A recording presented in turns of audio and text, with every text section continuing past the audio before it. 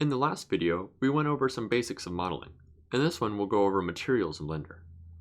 First, some general knowledge of Blender's node-based materials. You don't need to memorize this, but it will be helpful for future projects. Blender's node system is a way to make objects in Blender have the same material look as objects in the real world do. This can be achieved solely through nodes or with textures from scans of the real world. When we have texture images, we also have to UV unwrap the object, which is the process of assigning parts of the image to the faces of the object. While this won't be covered in this video, a link to another tutorial will be given in the description. Materials can also change their look based on lighting and other objects. This mainly happens with glass and shiny objects that are either transparent or reflect their surroundings like a mirror. HDRIs, or high dynamic range imaging, can help with these reflections. This will be covered later.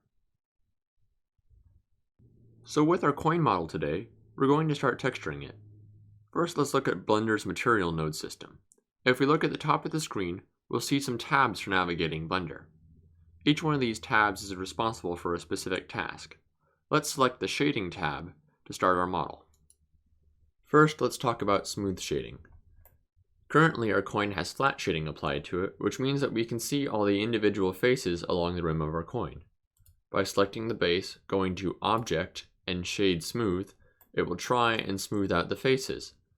Now this is a mixture of flat and smooth faces, so we can go over into our Object Data Properties tab and go to Normals and Auto Smooth, and now it will mix between smooth faces like the outside and the inner flat part of the coin.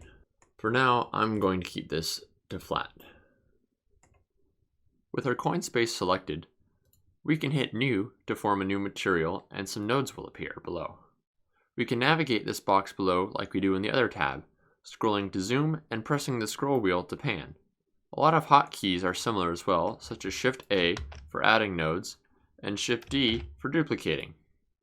If we click the box next to base color, we can see a color wheel pop up for changing color. We can select any part of it for choosing our color, and with the sidebar to the side, we can adjust our brightness. Let's go for a darker gold. Now we can make it metallic by sliding the metallic shader up to 1. While this is a slider, it's usually best to keep it at 0 or 1 for metallic or non-metallic. Now we can rename our material by clicking on the name up here and typing in gold. Now select the inner part of our coin, and this time in the box below, we're going to hit the drop-down box and click on gold. Now we can duplicate our material with the double pages icon. Now we have two separate materials for the outer and the inner version of our coin, which we can edit separately. Let's change the color of our inner coin by selecting our color box again, and this time let's make it a bit off color, maybe a bit darker. And then we can also edit the roughness slider to make it more reflective.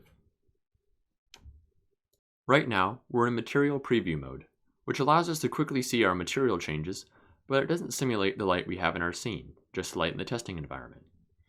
If we hover over the above window and hold Z, we can put it into render view and see it with our scene lighting. It should look very dark because we don't have any lights in our scene. Let's switch back to preview and then go back into our first tab, Layout. Now let's go back into render mode and add some lights. We can add lights by using Shift A and going down to Light and then Point Light. Let's move it up. Light is important because it shows the color of our object, but shadows are also important because they show the depth. On the right side we can adjust the power, but make sure not to make your scene too bright so we can still preserve some of the shadows. There are also a few kinds of lights, like area lights and spotlights, that light up an area in a direction. The sunlight is also directional, but will light up the entire scene instead of just an area. The point light that we are using now casts a bit of light in every direction. We can also light our coin with an HDRI, which is basically a 360-degree image that also has information on the lighting of the environment. To add an HDRI, we would go to the World Properties tab, and then select the yellow dot by color, and then select Environment Texture. From here, we can open an HDRI from the file browser. A link for HDRIs will be provided below. Now we have a basic material on our coin and light to see it in. In the next video, I will be covering rendering and exporting our image. Thank you for watching.